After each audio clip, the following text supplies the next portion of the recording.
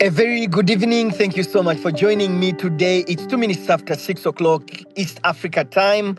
My name is Solomon Serwanja. From wherever you're listening in, it's really great to have you, to have your company over the next 1 hour and about 57 minutes. And I'm really happy for me to be here. Today, we are going to focus our attention on the story that is making headlines across the country, which is the Protection of Sovereignty Bill 2026, which, by the way, was tabled in Parliament this week. And as you may all know, there is an announcement that was published in today's dailies. If you haven't seen it, where Parliament is calling on all stakeholders to come in and present their views. And I wanted to read it in part before I can introduce my panelists. So, if you bought today's newspapers, the Daily Monitor or the New Vision, there is a public notice, which is a call for submissions on the Protection of Sovereignty Bill 2026. And it reads in part, the Protection of Sovereignty Bill 2026 was read for the first time on Wednesday, the 15th of April, 2026, and subsequently referred to the Joint Committee on the Committee of Defense and Internal Affairs and the Committee on Legal and Parliamentary Affairs for detailed scrutiny and reporting. The bill seeks to provide for the protection of the sovereignty of the people of Uganda, to designate the department responsible for peace and security as the entity mandated to register and regulate agents of foreigners, to regulate the funding of any form of assistance extended to such agents, and for related matters. According to the committee invite, the public is therefore requested to submit their views on the bill. A copy of the bill can be found on the parliamentary website. Members of the public, and this is the most important thing, members of the public who wish to appear before the committee are required to submit a written memoranda to the Office of the Clerk of Parliament of Parliamentary Building. Submissions should be delivered not later than, please notice, not later than Friday next week, which is the 24th of April 2026. Upon receipt, the committee will formally invite relevant stakeholders to a meeting to deliberate on the submissions regarding the bill. That was published in today's Gazette. So, which means you have 5 days for you to come up with your thoughts, and then you present them on the floor of the House. But if you've just joined us and you don't know anything about the Protection of the Sovereignty Bill, I would love to invite Councillor Philip Karugaba to sort of break down the bill for us. Councillor Philip, I've sent you an invitation as a speaker. You can please accept that invite. I can try again and send it to you again. I've sent you another invitation so that you can join. You can just accept that invite and you'll be elevated to a speaker so that we can get the show started. But many of you, thank you. Councillor Philip is here. Councillor Philip, thank you so much for joining us. So for the audience that is here, I know that today we are also going to bring in our international audience, speakers that will be speaking from different countries where such laws have been enacted. And let me introduce my panelists today. I have Councillor Philip Karugaba, who is a senior counsel in Uganda. He's a lawyer. He has been really understanding this bill from the time we got knowledge of it. He has deep insights and he will be speaking to that. But I also wanted to introduce my second guest today, who, by the way, I should thank for giving me his time and attention. Today we are joined by Dr. Sagi Kapanadze, who is a professor of international relations and European integration at the Ilia State and Kakas University in Tbilisi, Georgia. He was a vice speaker of the Parliament of Georgia between 2016 and 2020. He also served as the deputy foreign minister in Georgia between 2011 and 2012. He is the co-founder and former director and chairman of the board of the Georgia-based think tank called Georgia's Reforms Associates. He received his PhD in international relations from Tbilisi State University back in 2010. He has a master's in international relations and European studies from the Central European University in 2003. He also holds a diplomatic rank of envoy. So, Dr. Sagi, thank you so much for joining us today as we really take a deeper dive into this bill. So let me start off, first of all, bringing in Philip Karugaba, Senior Counsel. Thank you for making time as well. So just for my audience, could you break down this bill for us, but also speak to the latest information that you have so far gathered regarding this bill? You're welcome, Counsel Philip Karugaba. Thank you very much, Solomon. I'm profoundly honored and exceedingly humbled to be with you today. I regrettably have to start with a denial. I am not senior counsel. I have not received the title from His Excellency the President. He's the only one who can confer it. So I'm just a lawyer. And I'll proceed on that basis. This is noted, sir. Thank you. People are listening. And if I accept the accolade, I might be disciplined next week. Right. So thank you. Let me start with the status of the bill, gazetted on 13th of April 2026 and read on 15th of April 2026. It's been referred to the Committees of Defense and Internal Affairs and the Committee of Legal and Parliamentary Affairs. And there is a notice calling for comments from the public to be submitted before 24th April 2026. It is expected, given the way Parliament operates towards the expiry of the term, that this bill will be passed before 30th of April.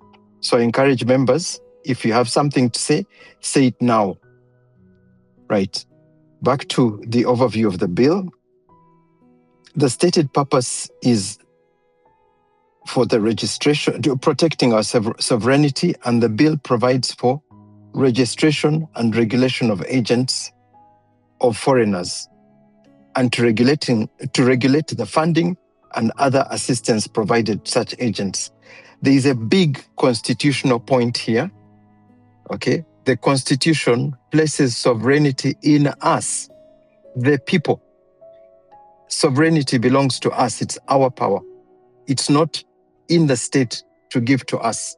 It's therefore fundamentally wrong for a law to seek to regulate or to protect for us our sovereignty. This is our power. But this is a constitutional law point. The explanation for the bill is that there is no specific law that currently upholds the sovereignty of the country, and that this gap has permitted continuous interference in government policies and programs by foreign countries and agents of foreigners. I think we will accept readily that we know money comes here to do all sorts of things, and that there could be a reason for concern to say that money should not come in Uganda to take us in direction X or direction Y, and that power should always be retained by us as Ugandans to decide where we want to go and how we want to be governed. What are the concerns?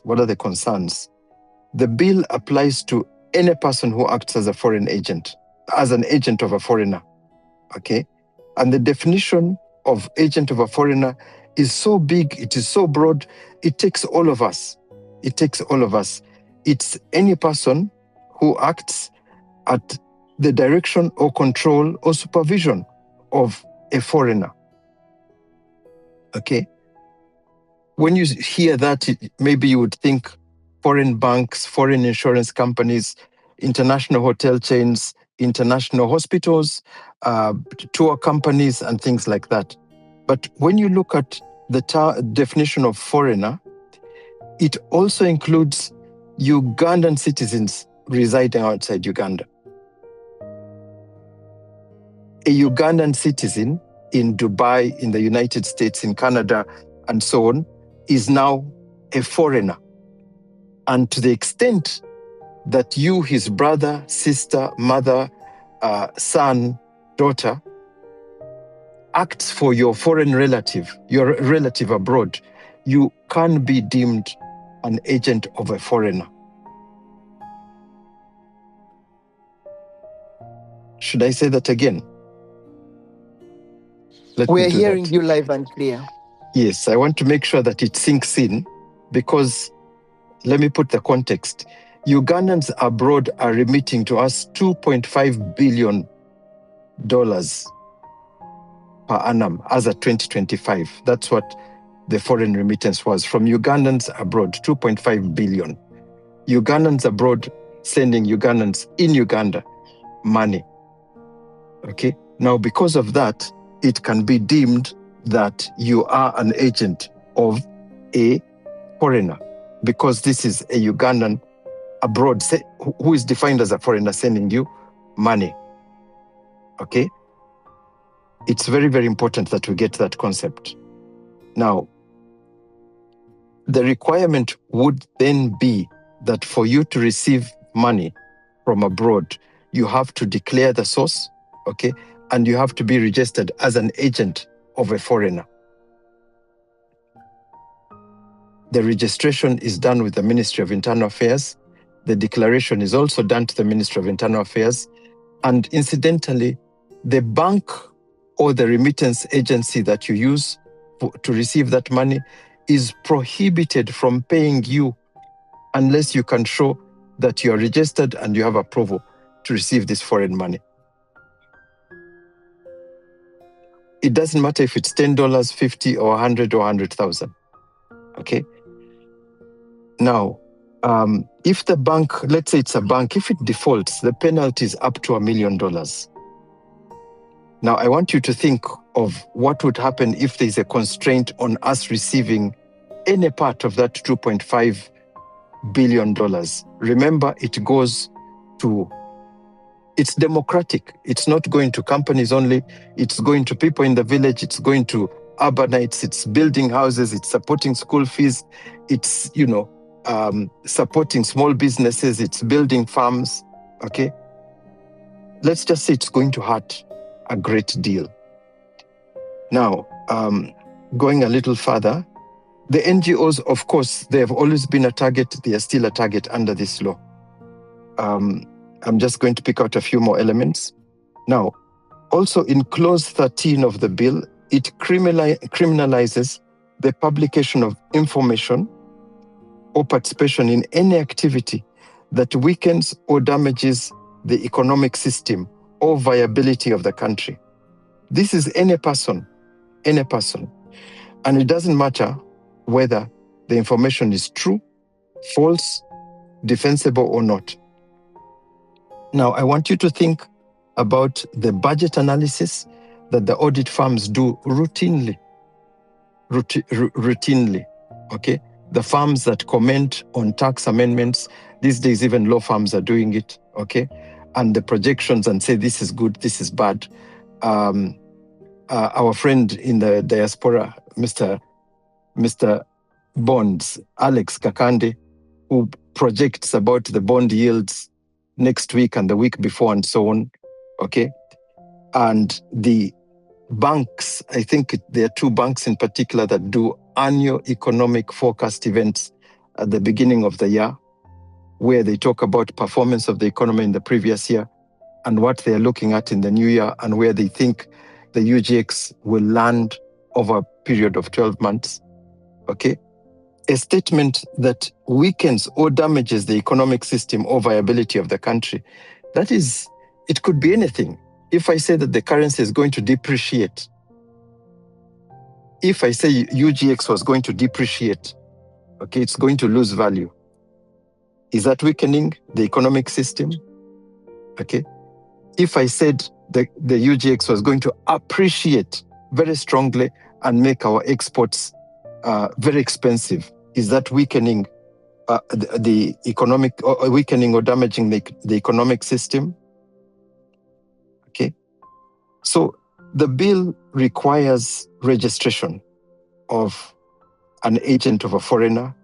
If you don't register, it's 1 billion shillings penalty or up to 10 years or both. It sets funding limits if you're an agent of a foreigner, you cannot receive more than 400 million within a 12-month period. I don't know what a plot in Chiwatule is these days, or Nigeria. Maybe Solomon, you know. My point is that 400 million, if it is a bank being recapitalized, if it is an insurance company receiving payment of a claim from its reinsurer, if it is a telco also being recapitalized, okay, or let's go back to insurance. If it's an insurance company making up for a capital adequacy gap, 400 million is not big money on the scale of those capital requirements. And therefore, this limit is extremely restrictive. Okay, these are some of the issues at a very broad top level that we have in this protection of sovereignty bill. Constitutionally, the vague, ambiguous terms of agent of a foreigner and foreigner, disruptive activities, they give substantial and unchecked discretion to the minister. We were talking earlier today that the minister can just say the Bachiga nation are foreigners because he's empowered to say any category of people are now deemed foreigners, okay? And it's the power vested in him without other checks, without other controls, okay? Secondly, the severity of the penalties, including fines of up to $1 million for legal entities or imprisonment for up to 20 years, okay? For those very vague offenses, draws concerns on the principle of proportionality, that a punishment must fit the offense, okay? Okay, poor Agnes Nandutu took Mavati, 2,000 iron sheets. She got 4 years. But you, for making a statement about the depreciation of UGX, you could get up to 20 years or be fined $1 million. Okay. The third concern is concentration of power in the minister, wide discretion of whether he registers you or not, whether he permits you to get more than $100,000, how he makes regulations and what he provides there. Incidentally, he's doing this all without further reference to Parliament. So in a sense, he's usurping the powers of Parliament, and it raises questions also on the sovereignty of our Parliament. With respect to the criminalization of speech, okay, the criminalization of speech, we have just received the fundamental judgment, profound judgment of Alternative Digitalk versus Attorney General, in which Justice Mulyagonja applied international standards from the African Court, applied international conventions and said, you can no longer criminalize speech. You can no longer criminalize speech. And they nullified the offense of criminal defamation in the Penal Code. Now, it beats understanding that today, how many months is it since? I think less than a month, that we are now seeing another provision being introduced to criminalize speech. It comes under the rubric of economic sabotage, commenting in a way that can damage the economy. Okay, so in a nutshell, very high level, Mr. Sirwanja, those are some of the issues that we have in the bill. I would like Ugandans, well, all people listening, to consider the sector of the economy that you're in or where you are in relation to a foreign entity and see what this is going to do to you. If you're an insurance company, think about receiving funds for reinsurance, meeting claims. Think about recapitalization if you have foreign shareholders. The same for a bank. Okay, think about your recapitalization needs. Think about your transactions with a foreigner. Hey, where are the lawyers? Where are the lawyers? A lawyer with an international client, representing an international client in Uganda, say against Uganda Revenue Authority or Bureau of Standards or who else, which other regulator is there, okay? You will be an agent of a foreigner. You have to register. When you receive your legal fees, you have to register, okay? And you have to declare what you're getting, right? Think about that kind of breach of your privacy advocate-client relationship. And incidentally, when the minister is considering registering you as a foreign agent, he's entitled to consider your physical and mental health. Just saying. Mr. Seranja, I think I will leave it at that. I'll be available to answer any questions. Thank you very much. Thank you. Councillor Philip Kolgawa, thank you very much for that. So basically, to put it in summary, what Councillor Philip just said here, he has talked about the introduction of offenses like the economic sabotage, that of course imposes a penalty of 20 years in prison, or you have to pay 4 billion shillings for violating the law.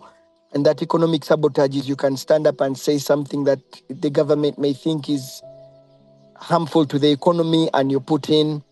Councillor Philip also talked about the impact of the law on civil society. Of course, many of the civil society organizations get money from international donors. So for you to receive money as civil societies, you must, as members of civil society, you have to declare yourself as an agent of a foreigner. And that means that you cannot do any work or receive any money if you have not yet been registered as an agent of a foreigner. And if you're found, getting money without registration, you will also be liable to paying 2 billion shillings or spend 20 years in jail.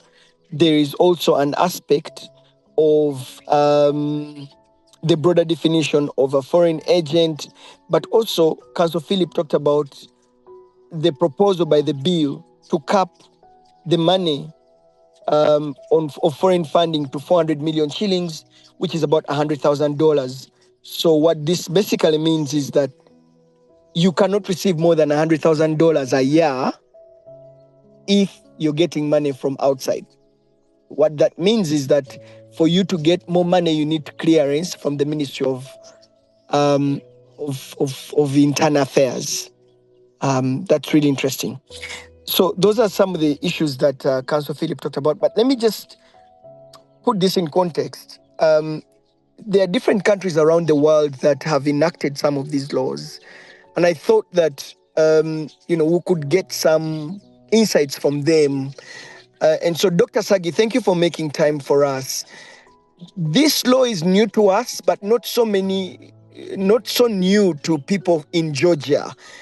And the Georgian people resisted this law some time back, but eventually passed. Could you perhaps talk to us about this kind of legislation in Georgia and its impact so far? You're welcome, Sagi.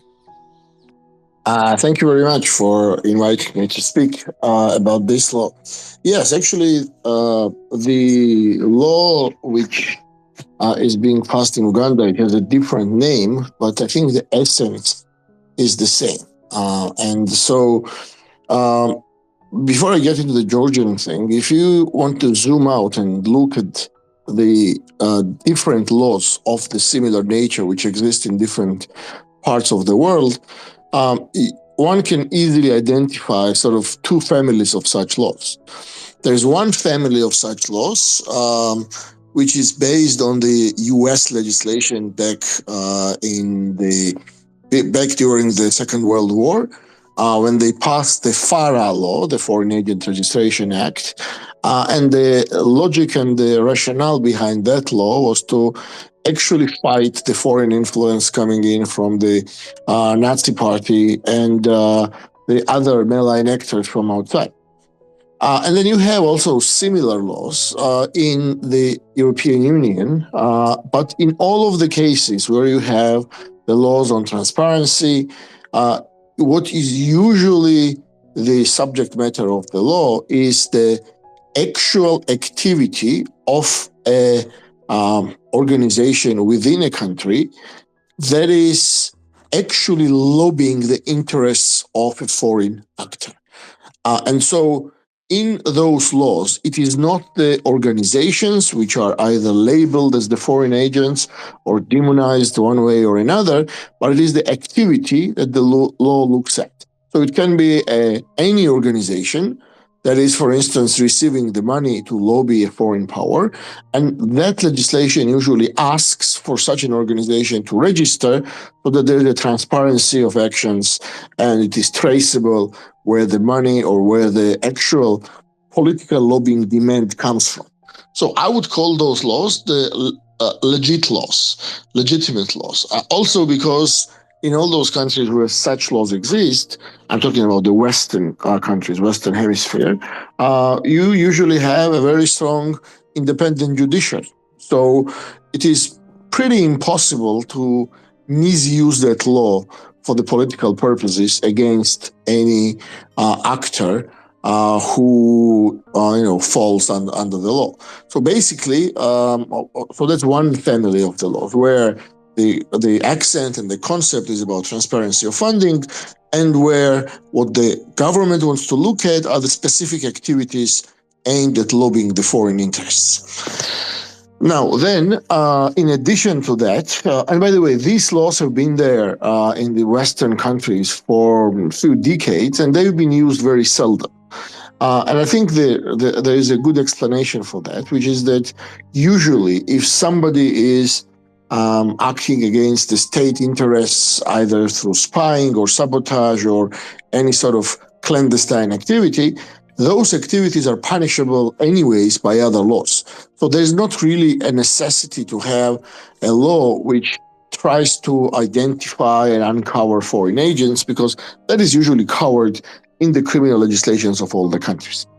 Having said that, though, in the last, I would say, 15 years or so, what we have seen is that an increasing number of authoritarian countries or even dictatorships have tried to take this law and to adapt it to its local political reality. And exclusively in all of those cases where similar laws have been passed, we've seen that the driver was always Russia, because they were pretty much the first one who drafted that legislation and used the foreign agent as a label against the particular groups, and then expanded the scope of the law so that it covered more and more people. And so we have seen in a number of countries in Eurasia, basically, where the laws transparency or foreign agents or whatever, they are basically used as the political instruments against the political opposition, against the civil society, against free media, and different activist groups who are usually at the forefront of resistance when something bad in terms of human rights abuses, etc., is happening.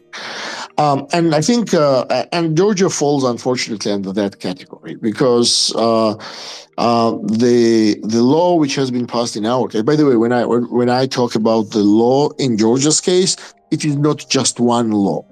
As I understand now, what is being tabled in Uganda, it is one law about the protection of sovereignty, and sort of encompasses different aspects in that particular law. In Georgia's case, I would say that in the last 2 years, basically from 2024 spring onwards until now, they have passed probably around 30 laws which aim at different parts of society, aim at consolidating the power, at cracking down on the opponents. We've had the changes to the law on assembly and manifestations, to the law on the freedom of expression.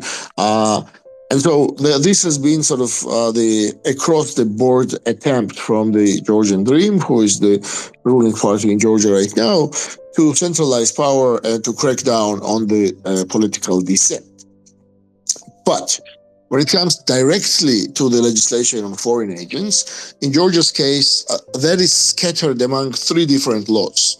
There's one law which was passed in 2024, and that is the law on the transparency of foreign influence, which is a very sort of clearly copied from the Russian law.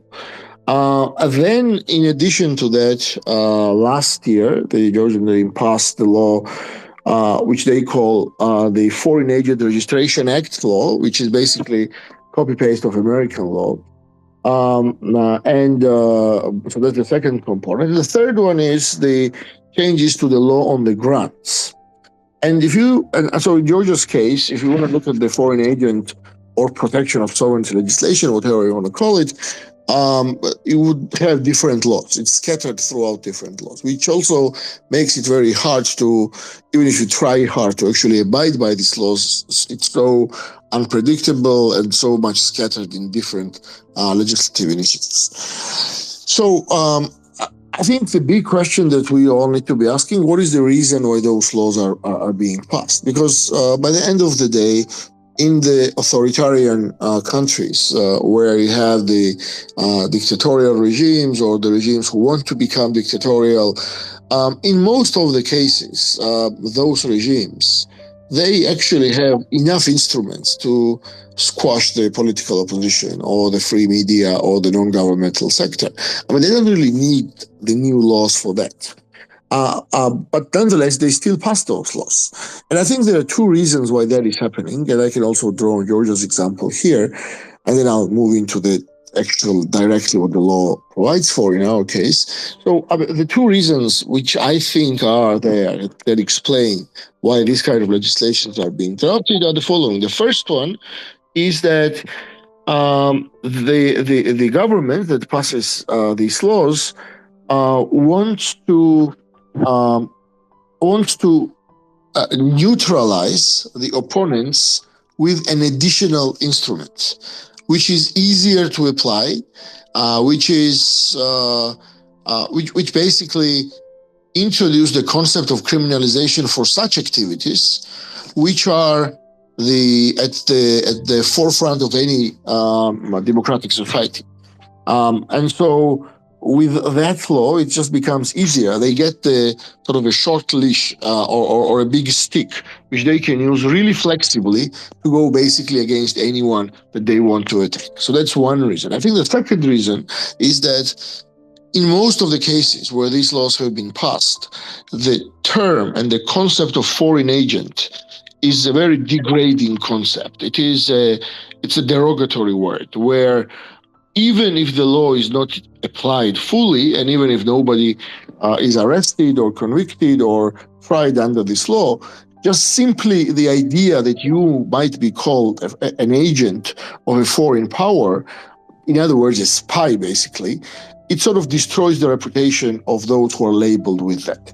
And I think we have seen this in Russia really well, where a lot of quite patriotic Russians, I would say, who are, for instance, opposing the war in Ukraine, the Russia's aggression against Ukraine, who are opposing Putin's regime, they've all been labeled foreign agents.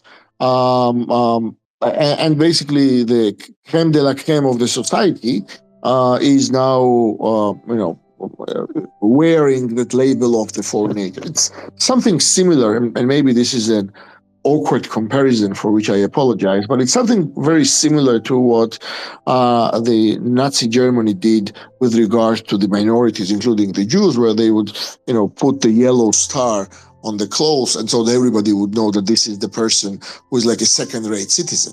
So I think that is also a very clear goal of those who pass these kind of laws, to demonize the opponents and to label them so that their public support drops, so that their activities cannot then enjoy any approval because, they are just spies. So these are, I think, the two reasons. Now, there's another point I want to make here, which is, I think in most of the cases when these regimes pass such laws, it is not really a demonstration of strength, but rather a demonstration of weakness. Because, as I said, if a regime is strong enough that they are not afraid of the opposition or afraid of the non-governmental organizations or the critical media, in most of the cases they have enough instruments available to them. And I think in some of the cases, if not most of the cases, when such legislation is passed, what happens is that the ruler or the ruling regime is becoming concerned. that they might be losing the power, that they might be, they might get challenged from outside, that the opposition is getting stronger, or that the media is actually working with the wider public, and they are losing the supporters. So I think that is also, I would say, quite the case when such countries pass this sort of laws.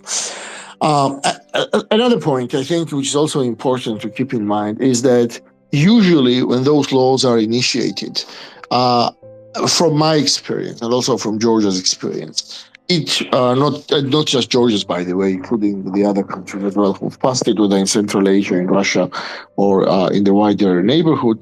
Once that kind of law is initiated, it effectively makes no sense to start drafting and getting into the nitty-gritty and the articles of the laws and what it provides for, because the concept is so undemocratic per se that you cannot really, you cannot really beautify it, you cannot really rectify it, you cannot make it a better law by engaging with the concrete details and the articles, etc. So I think it's like a tripwire point. Once a regime introduces that sort of legislation, I think it's quite clear that regime is not interested in either the dialogue or actually making the law better, or even changing something there. And by the way, another aspect that we often see when those laws are introduced is that they are usually fast-tracked in the parliaments. The Russian propaganda, for instance, in the case of Georgia, and also the domestic propaganda, very often said, look, there is a similar legislation which is being passed in the European Union. So, why is that good in their case and why is it bad in our case? I think there are plenty of differences, obviously, but there's a very interesting and I would say major procedural difference. When the similar legislation was debated in the European Union, which was actually about countering the malign influence from Russia and China, and countering the resources they spent on the different local actors to pursue directly Russia's and Chinese political interests. Usually, what happened in those cases when the European Union or the European countries initiated the legislation is that it was preceded by an extremely long period of public discussion, where once the European Commission drafted the paper, then it was submitted for the deliberations with different member states and the interest groups, and they could collect a lot of written and oral testimonies about the effect of the law. And then if the Commission ever decided to pursue it and turn it into the legislative proposal, it would have probably taken something like 12 or 18 months for it to be passed, which obviously in our case was not the case. In our case, the law on grants was fast-tracked within few weeks. The same was true with the law on the foreign agents and the Foreign Agent Registration Act. And certainly in no case were there any either public consultations or some sort of wider discussion with the society. And that is the reason why when it was first initiated in 2023, a lot of Georgians came out and actually protected their right in the streets, and the government had to back off because they realized that otherwise they had to use force, and they thought they were in a precarious situation that using force would have undermined their credibility a lot. So they actually retracted it and even promised they would never table it back, but then they tabled it again a year later. And so basically the point being is that once the authoritarian regimes introduce those laws, either you counter it with the sort of the public and moral and widespread the demonstrations or some sort of pushback, or you should not expect that this will be amended or beautified or somehow changed to the regular democratic parliamentary procedure. Now, what is peculiar to the Georgian law is that, as I said, it's very clear from the spirit and the letter of the law, it It is about demonizing the opponents, about labeling them as foreign agents, so that then that can be used in the propaganda and by the propaganda to completely degrade them and to show them in the negative light. That's one. The second one is that in Georgia's case, it took the ruling regime, as I said, at least 3 different laws to really cover all the possibilities of sidestepping these laws. And so, what they did basically is that right now it is impossible to receive the foreign funding unless either you register as the foreign agent and seek a permission from the government to be able to get that money, or you can go to jail.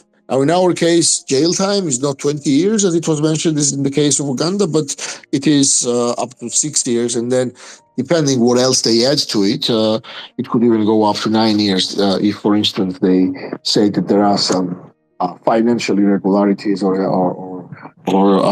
money laundering or whatever being involved. And so the bottom line basically is that when the regimes initiate such legislations, they are scared. They are scared of the popular, position, of the popular. I wouldn't even say uprising, but sort of the feedback from the population, and they want to simplify the instruments available to them to demonize their opponents, because I think nobody would actually, in their right mind, think that these sort of authoritarian regimes are actually afraid of few $1 million or euros that the international community was spending as a donor support for the local non-governmental organizations or media, etc. Because it's just peanuts. Because in most of these cases, the resources are really disproportionate. Most of the resources belong actually to the authoritarian regime, which is in charge. So it is just absurd to believe that they are actually really concerned about those, 5, 10, whatever, 20 million, even if it is the case, which is very rare to have such a big portfolio for the support of the civil society organizations.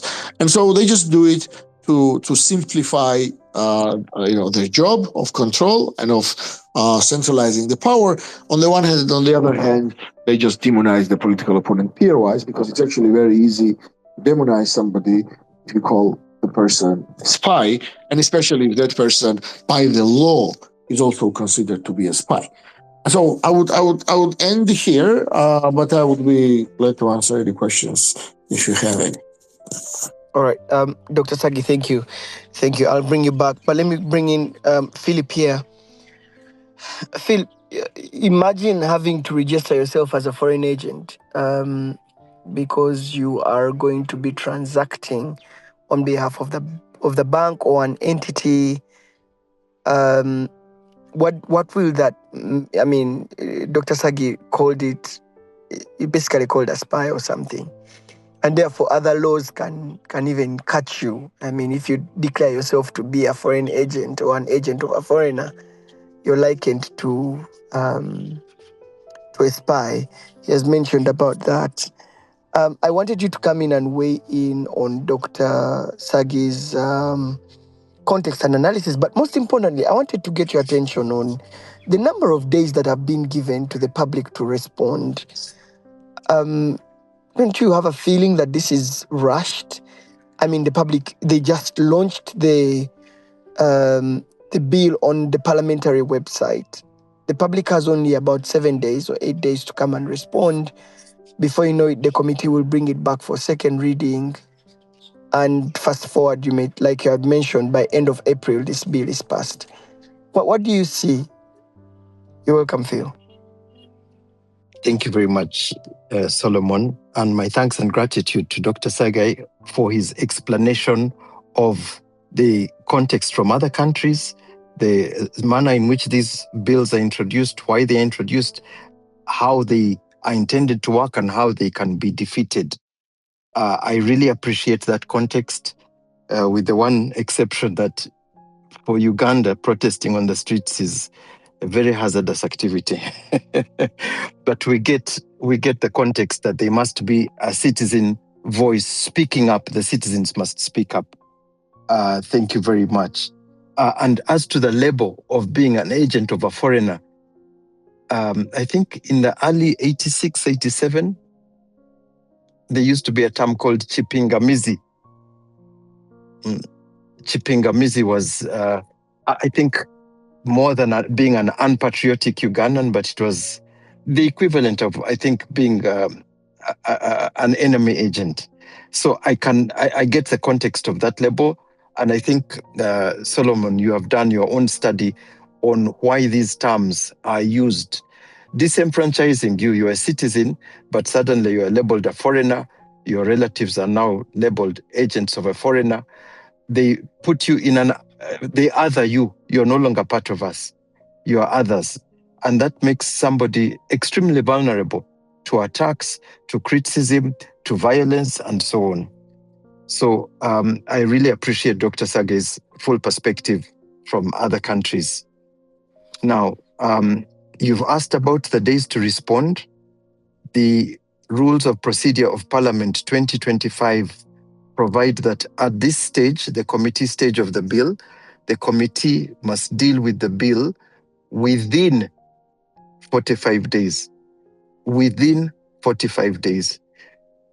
In English, it would mean that they have up to 45 days to do this. What we have seen in the past on the Anti-Homosexuality Act, the committee used 9 days. 9. For the UPDF, Uganda People's Defence Forces Amendment Act, the whole act was passed within 5 days. I recall people were getting letters in the afternoon saying, please appear at 9 a.m. today. Okay? Effectively, there was no chance for you to appear face-to-face with the committee if you didn't put in a written memorandum. So the laxity with which that rule is written is prone to abuse and has been abused. And I would fully expect that we are not going to enjoy 45 days. What do I ask the Ugandan people to do? Is let's focus on speaking up. Let's focus on mobilizing, reading this bill, preparing memoranda, and sending them to the committee as requested within the time available. Let's focus on the constitutionality issue. The sovereignty belongs to the people. That's Article 1. Article 29, our freedom of speech and of expression. Okay? Freedom of speech and expression. Okay? And our entitlement in Article 38 to participate in the governance of our country. Okay? Whether directly or through civil society. These are important constitutional rights that belong to us, and we're entitled to speak up for them. Now, if we don't speak up now, what is the recourse? The Constitutional Court. Unfortunately, as we've seen, the Constitutional Court will take between 2 to 3 years to resolve this issue. As we saw with the computer misuse, by that time, people are in prison. Okay? People are in prison. People have been tried, convicted, and sentenced, and they're serving prison terms. And unfortunately, the court says, if I declare a law unconstitutional today, my declaration only works going forward. It doesn't work going backwards. So some TikTokers who are serving sentences are still in prison despite the Constitutional Court's voiding the Insereko bill. Some people who were tried by the court-martial and convicted are still in prison despite the Kabaziguruka decision. So while the Constitutional Court is there and should give us comfort as the guardian of our Constitution, the time it takes is a bit long. And our hope is now to address this issue in Parliament next week. Thank you very much, Solomon. I hear you. Thanks, Philip. Dr. Sagi, let me come back to you. I know that the people in Georgia put up a resistance. You know, there were demonstrations on the streets. There were people who wrote alternative papers. The academia wrote alternative papers. We saw the streets full, back in 2025 and in 2024. Eventually, the law passed. I wanted to check in from you on what has been the impact of this law since it was passed in Georgia.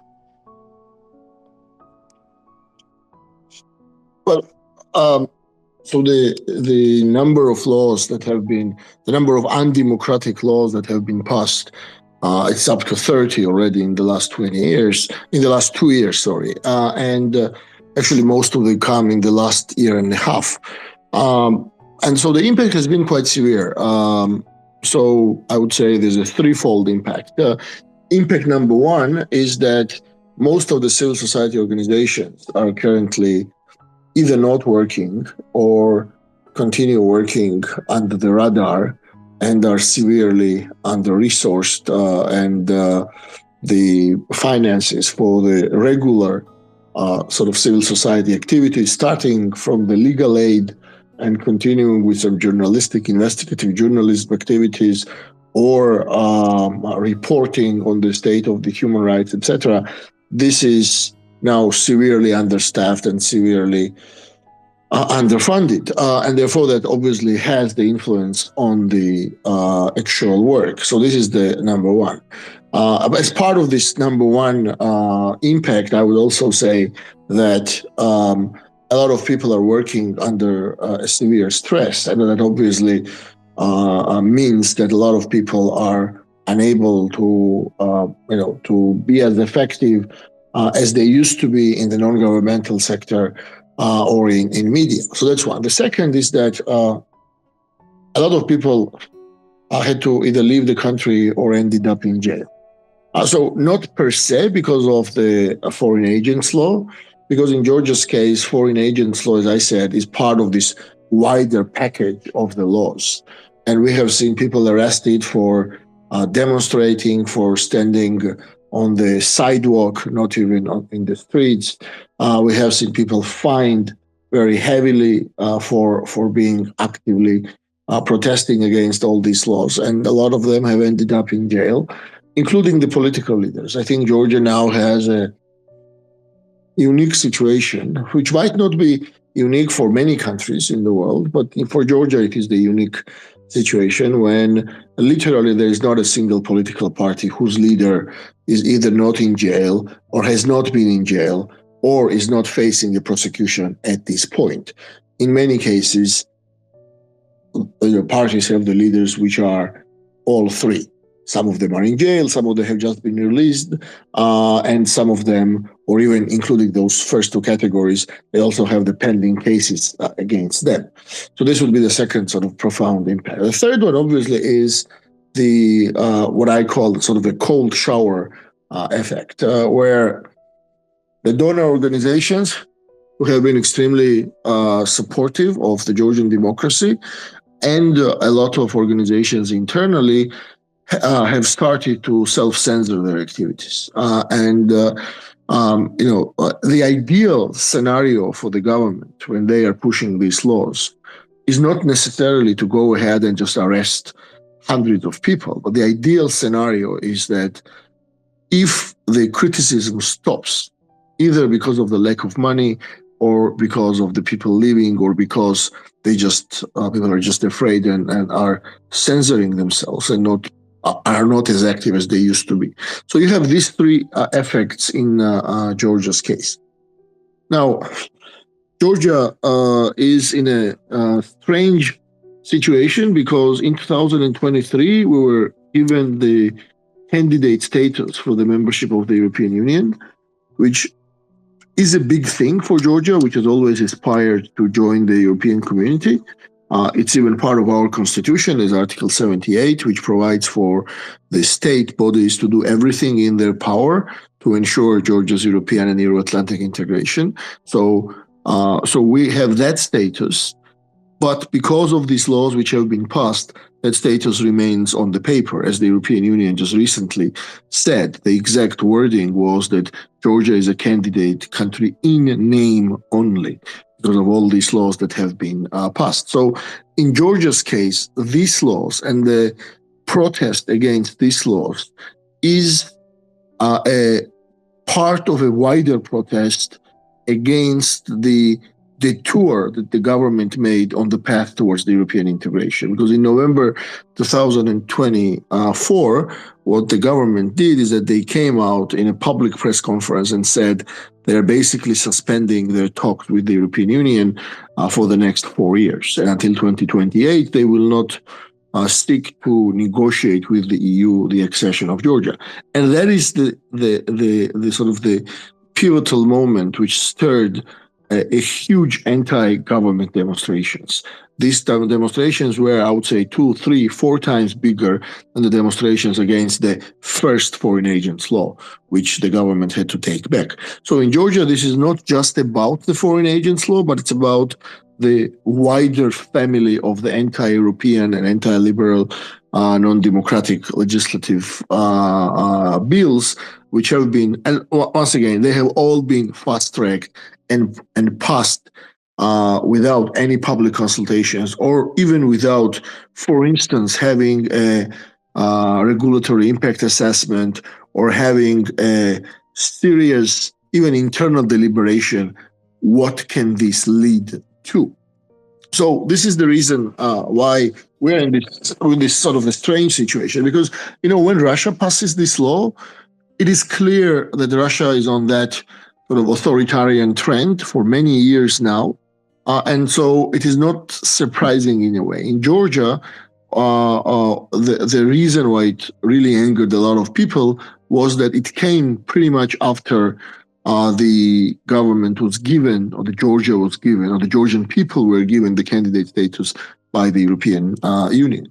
And coming back to the point I raised, and I'm going to stick with that point, is that really when such laws are initiated and the government decides that these laws are going to be passed, they're just going to pass it. It's the engagement in the process, at least from my experience and from our experience and from the experience of the other countries, does not really change anything in the law. Even if they change one article or 2 other articles or whatever, the essence still 99% remains the same.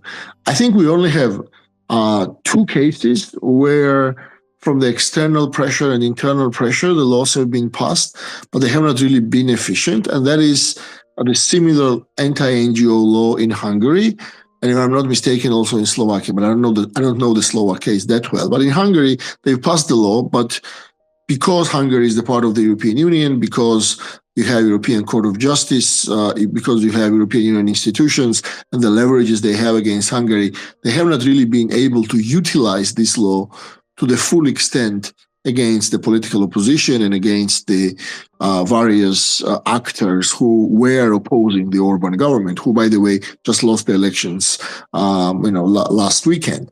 And so this is our experience, basically, that the authoritarian regime decided to pass this family of the laws. People protested. The protest was squashed, but nonetheless was not defeated, because there's another remarkable thing in Georgia's case, which is that we actually have been in the protest mode for the last 500 days. It's on a daily basis protesting these steps of the government. Once again, not just this law, but in general, the whole cohort of the laws which have been adopted in the last 2 years. Dr. Sagi, did this law affect the economy? I mean, investment from outside Georgia, beyond, you talked about civil society, political. Yeah.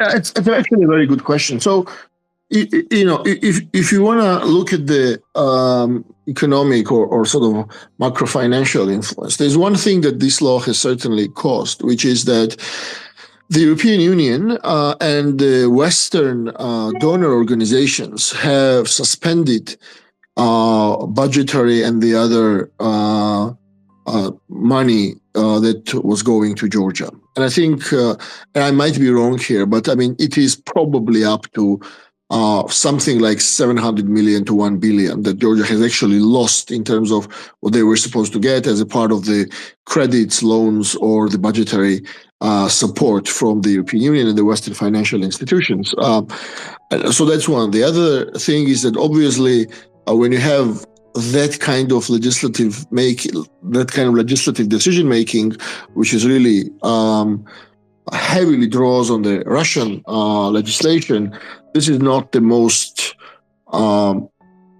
pleasant atmosphere for the investors and for the FDIs to come in. So what the Georgian Dream has tried in the last years is to try to get money from others, not from Europe, not from the West, but from Middle East and from the other countries or the other financial institutions who actually care less about the human rights protection and the human rights standards and the democratic practices in the country. But if you look at it from the say from a medium to long perspective, certainly it is a money loser for Georgia. And there's a very simple formula there. Had Georgia stayed on the course to accede to the European Union, and had Georgia stayed on the course towards the negotiations and then, doing the reforms necessary for the European integration, that would have entailed quite a lot of money for the country. We have a very good example of Moldova, who basically last year received up to 2 billion support from the European Union on different issues, including the energy security, etc. And that money came from the pot, which also Georgia was supposed to be part of. So, yes, certainly Georgia has lost money. Now, there's also another element to it, which is that the money that was coming in through the donor organizations and then that was distributed among the civil society for the goods of the people, whether, as I said, whether it's the legal aid or whatnot, after the money has stopped, it also hit quite powerfully, I would say, a very important segment of the society, so-called the most active, most pro-democracy class. So for the government, that these people suffer financially is not a big issue. In fact, it's good for them because the ruling regime believes that, the more cash-stripped the political opponents are, the longer they can stay in power and more they can consolidate their rule. But yeah, certainly for the country, it is not good, especially for the country which is poised or which wants to join the European community, because in Georgia, I don't know, but it's still about 70% plus for the European integration idea. And this is one of the reasons why the government, when they've been passing these laws, they've been basically negating Georgia's European aspirations, and they've been doing it in contravention to the will of the people. And the final point, a very interesting sort of look at this is the following way. The Georgian Dream, they claimed the victory in the 2024 parliamentary elections, but before the elections, they never said that they would, pass these draconic laws. But once they secured their vote in the elections, which, as a lot of international observers noted, were really problematic in terms of the fairness, but after the elections, once they secured the vote, they actually then decided to stop the process of European integration, not before the elections, because before the elections, it would have jeopardized their popular support. Well, they did right after that, so that they would say, what, you gave us the mandate, now we're doing this, and, for the next 4 years, basically, there's nothing you can do about that. So, yeah, impact has been certainly profound. Now, if you want to look at the impact in other countries, there's one clear thing which you see there, and you also see increasingly in Georgia's case, that is the increased immigration of those people who are active, who are, and that, by the way, the profession of those people can vary. For instance, from Russia, we have seen a number of singers and the comics and, stand-up comedians and actors, etc., emigrate just because they were subjected to the foreign agents legislation. And I think the same process is also underway in case of Georgia. Dr. Sagi, thank you. Thank you very much. Really interesting to hear what's happening in Georgia. Philip, do you worry that we could face the same consequences, or perhaps phrasing it differently? What would be the impact of this bill if it's passed in its natural form, the way it is now? Thank you very much, Solomon. Absolutely 100%. Capital abhors uncertainty, okay, and abhors threats to it. Uganda isn't the only country to invest in. And here we're talking about, foreign direct investment, which also plays a big part in the development of Uganda. Foreign direct investment that we need to capitalize our oil resource, foreign direct investment that we need to bridge our infrastructure gap, okay, that we have in the country. We need foreign investment. We even have a whole investment code to attract this money and an investment authority, one-stop center just to attract this money. So we definitely need it. Now, when we begin to put hurdles around how people can send money to the country, regardless whether it's being sent for a commercial venture or it's being sent for whatever purpose, it scares off potential investors. Like Dr. Sage has said, in Georgia, the restriction was on the purpose. What is the activity? It was not about mere sending of the money, mere receiving foreign money, but it was for what purpose are you sending it? And that's understandable. That's understandable. Now, at the time that Uganda is considering this, Ghana is rolling out a brand new, overhauled, updated investment act, okay? And literally laying itself bare, laying a red carpet for foreign investment. So it's unfortunate that we are going in this repressive way, and I would fully expect it to impact our earnings, our prospects as an investment destination. Yet today, as we speak, with our liberalized capital account, that money can be brought in here to invest in something, and when you make profits, you can repatriate it subject to tax and so on freely. Uganda has been a fantastic investment destination. Look at the stability of the Uganda shilling on the last 10, 12 years. It has been plus or minus a very, very narrow range. I think it was even voted the best performing currency in Africa. Okay? So Uganda has been a good place. It's been filled with opportunity.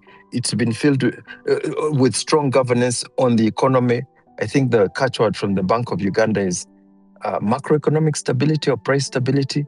It's been their mantra since the late governor, and now his people who, should I call them proteges, are still in the bank.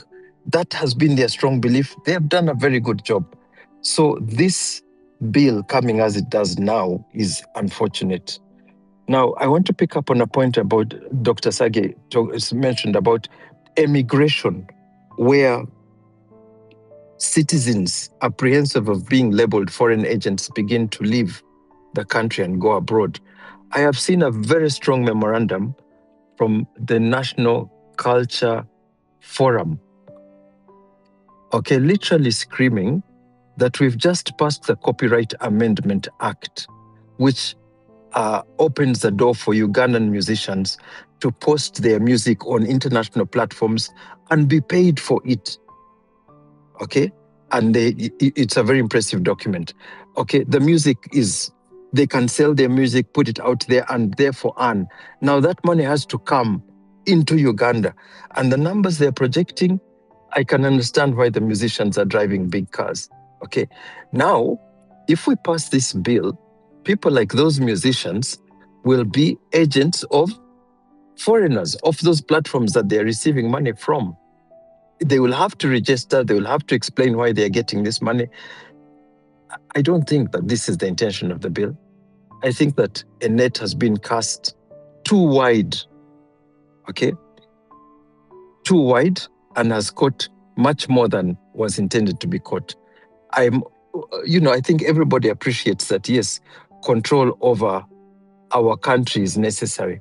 But the question is to what degree and how you do it. I thank you very much, Solomon. Phil, let me just stay with you on the other thing that has caught my attention. If first of all, you have to register yourself as a foreign agent or as an agent of a foreigner, and you are expecting more than $100,000 in 12 months, Where does this leave the business and investment, especially foreign direct investment environment in Uganda? And what does it do to investors? Thank you very much, Solomon. So to get more than, I think it's $104,000 per annum, 400 million, you need the approval of the minister to receive it. Should you receive it without approval, that money is forfeit. It is forfeit to the state. The state takes it. Okay? So I think a prudent investor sending more than that limit would have to seek that permission before the money ever hits the bank. Okay? What the minister will consider before he allows you to receive it, I don't know. How long he will take before he allows you to receive it, I don't know. Take a situation where an insurance company is told you need to recapitalize. You need to bring $250,000 within the next 3 months to meet what is called a capital adequacy ratio, or a bank also meeting a capital adequacy ratio. Can we say for sure how long the minister will take to give you the approval? We don't know. The law, it doesn't specify the timelines for the minister's action. And while you wait for the minister's action, the regulator may not be waiting for you, because an undercapitalized institution in the financial space, insurance company, banking, is a threat to its customers, to people who deposit money in a bank which is undercapitalized, to people who place insurance policies with an insurance company that is undercapitalized. And sometimes one weak link in the chain can bring break the whole chain. Or should I say, bring the house of cards tumbling. Because one bank is undercapitalized, should it fail, it may have a knock-on effect with other banks. So it's a serious situation that has to be paid, I think, far more attention than has been given to this for now. Thank you, Solomon. So also, does it mean that the people who, let's take an example, people who work for the telecoms, like, you have MTN, you have Airtel, or even the international banking systems, they have to register as foreign agents for them to get any money from, their subsidiaries? Philip? Yes, that's interesting. That's interesting, because the definition of agent of a foreigner includes even the employees. So on a strict textual reading, if I am employed by a subsidiary of an international company, the company is an agent of a foreigner, and I too in turn am an agent for a foreigner, and I too as an individual employee must also register, not on the basis of money I'm receiving, but on the basis of where I work. Wow, that's interesting. So basically, we have to register ourselves as agents of a foreigner. Philip, thank you. No, we are hoping, Solomon, that we can win the day with this and cause some rethinking of this law. I know Dr. Sergey has cautioned on the futility of engagement with a regime that goes this route. It's a very sobering thought when he says that engagement is futile, they don't change the law, they pass it as it is. But engagement today is our only legal and safe option for now, with emphasis on safe. Thank you, Solomon. So Philip, what let me say with you, Dr. Sagi, I'll come to you. So Philip, what would the next 7-day window look like for us as a people? What would you encourage us to do? We have 7 days, and like you've said, it's most likely that this law is going to be passed by close of April. What would you encourage the people listening to you or the public about what they can do within the 7-day window? Good. I think it would be very good to first task your government representative, your MP, your nearby minister, to explain what they intend by this law. Okay? Least we have misunderstood it. Let your MP come and tell you what they are going to, what this law means. and what it's going to affect. Okay? Hopefully they are responsive to your needs and that they can address you. But should they not, seek advice and understand what the law is and how it will impact you. Then intervene through trade associations, okay, whether you're, a CASITA member, or you're a member of Uganda Manufacturers Association, private sector foundation, or through whatever, Chivina that you belong to, whether it's the Bankers Association, Uganda Law Society, Uganda Insurers Association, whatever professional entity, trade entity, or such grouping, then seek and make intervention. The arguments are going to be pretty similar. So they may be need to customize to your particular setting, but not entirely to reinvent the wheel. And I think that these positions can be put across quite quickly with good support. All right, Phil. All right, Phil. Thank you very much. Dr. Sagi, let me just come to you before I open up the show to people. By the way, if you want to be part of the conversation, you can just press that microphone-like icon on the left-hand side of your screen. I'll be happy to give you the microphone to make a comment or even ask questions to my panelists or even be part of the discussion. So if you've just joined us, we're really taking a deep dive into the protection of sovereignty legislation, picking a leaf from global perspectives and voices. But let me bring you in, Dr. Sagi. Let me flip the coin here. The state, for example, in Uganda, and perhaps that's what this state in Georgia was saying, there is a feeling that there's a lot of money that comes into Uganda from outside Uganda, and they think that that money that comes in is in a way being used to undermine the sovereignty of the country by maybe perhaps that money is coming to opposition, politicians or to civil society that have an intention of perhaps leading narratives or contribute in a way, shaping government policy, or in a way, challenging the state. I'm just trying to find out the spirit that is usually behind this law. I mean, for a state like Uganda to wake up and come up with this law, perhaps they are trying to, close some gaps that they think are being used to undermine the sovereignty of the country. What perhaps was the spirit behind that law in Georgia? Well, I think the whole sovereignty debate, which in Georgia is also very prominent, and you see the government very often arguing that they're protecting Georgia's sovereignty from some outsiders. In Georgia's case, the term which is usually used is the global war party.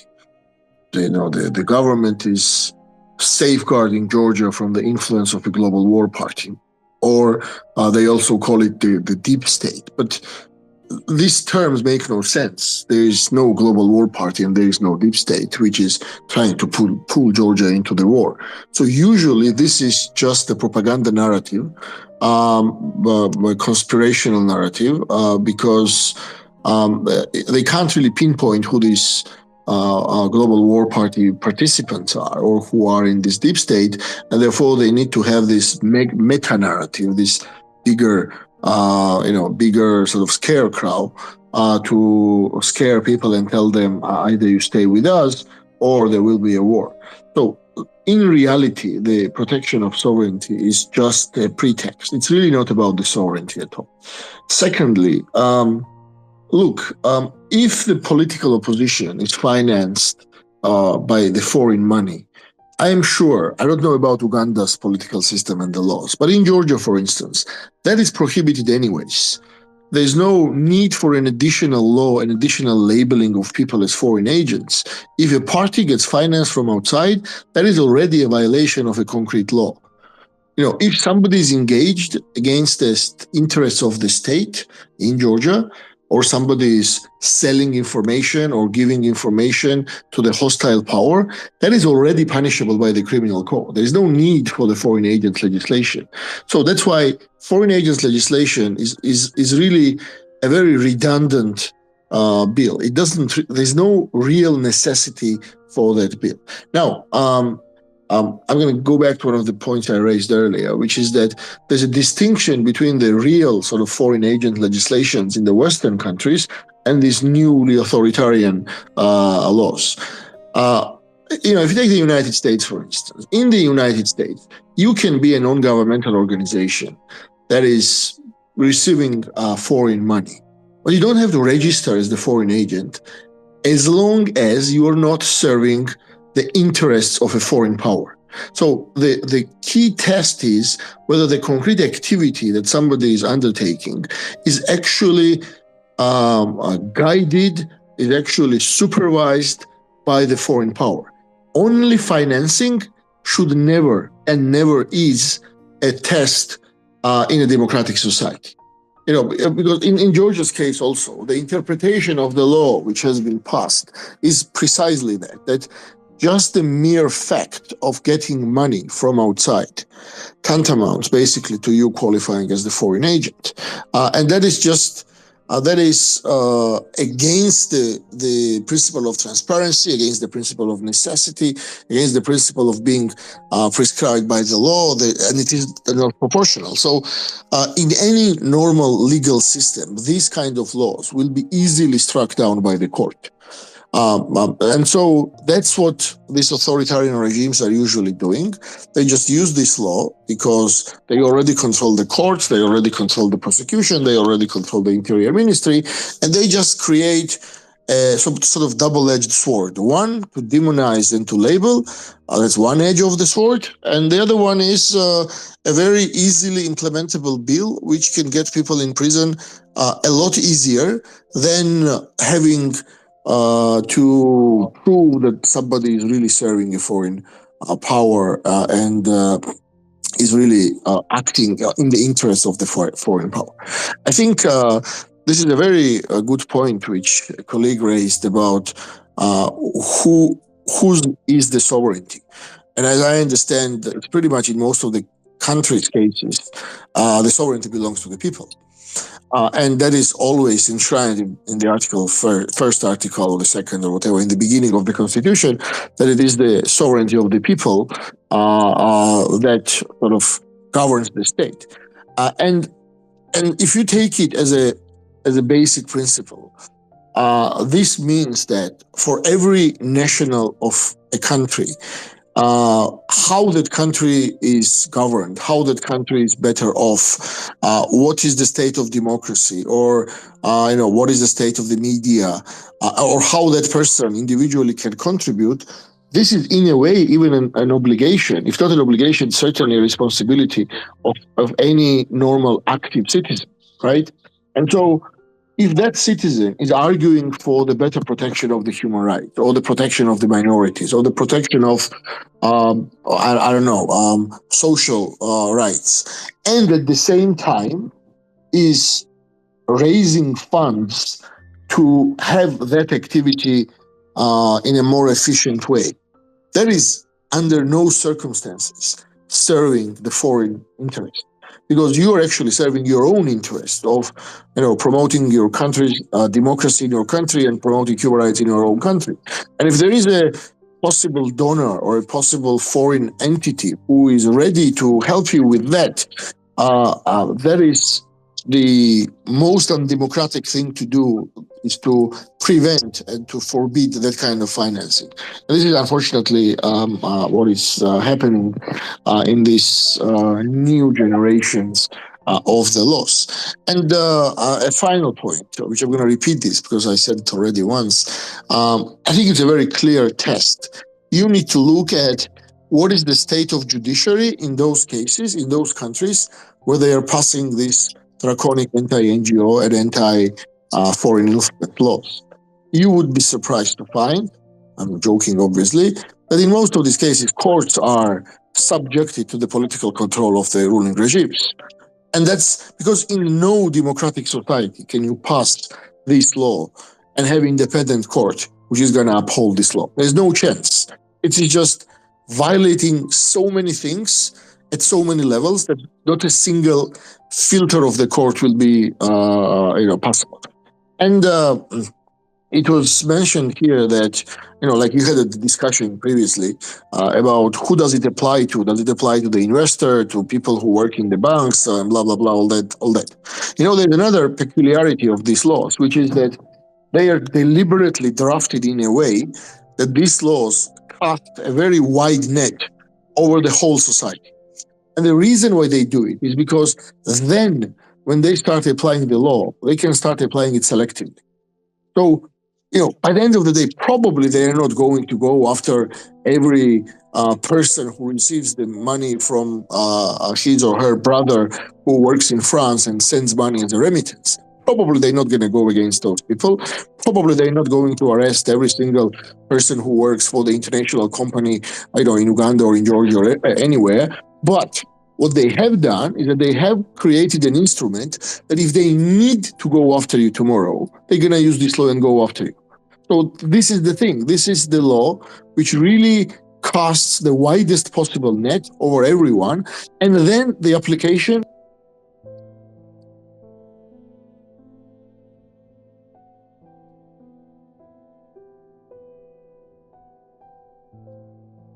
Solomon? I don't know. I think I've lost Dr. Sagi. Phil, can you hear him? I can't hear him. Okay, let's see if we can get him back. But Phil, you've just heard what he has. I think his point there, which he was trying to drive home, when you cast a net so wide, you're able to then take advantage of this legal framework at anyone you want. Do you want to continue with that? Oh, he's back. Let me see if he can come back. Yes, Dr. Sagi, are you back? You can answer. Sorry, got disconnected. Okay, please go ahead. So I don't know when I got disconnected, but basically what I was saying... You got disconnected from a point where you said that this law casts the net so wide, but there will be selective application of the law. That's where we lost you. Exactly. Yeah, that was basically the final point I was making. That's the whole idea of this law. They cast a wide net, and then they're just going to apply it selectively against whom they want to either go to jail or to silence or to somehow oppress. And that's the classical definition of how the authoritarian regimes use the instruments which will not stand in any normal court. But because there are no normal courts in these kind of societies, they just push it through to the fast-track procedure, and then they use it against the political opponent. There's nothing to be surprised there. Philip, do you want to comment on that? You had mentioned about it earlier. Yes. Yes. Thank you very much, Solomon. And again, thanks to Dr. Sagi for his contribution. I am learning a whole lot. Particularly, it's like, going through a situation and learning that someone else has been through it and how they overcame it and what to look out for. It's really informative. Selective application of the law. We have seen it. Rule of law is about publicly promulgated laws, independently adjudicated, and equally enforced. Do we know in Uganda about selective prosecution? I'm looking for someone to say #Mabati. We know about selective prosecution of laws. We do. Dr. Sage asked us about what is the state of the Ugandan judiciary? Okay. What is the state of the judiciary in those countries where these laws are being passed? And for us, what is the state of our judiciary? For the court that would have to consider the constitutionality of this law, coming after the recent judgment on the Computer Misuse Act, I have confidence.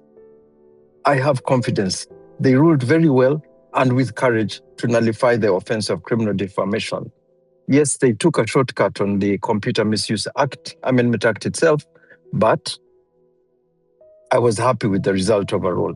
They introduced the jurisprudence from the African Commission, which should set us on a good trajectory for freedom of speech. So I have confidence in the Constitutional Court. I would like to bring in an element that was in the newspapers today, and as to whether this law is really necessary.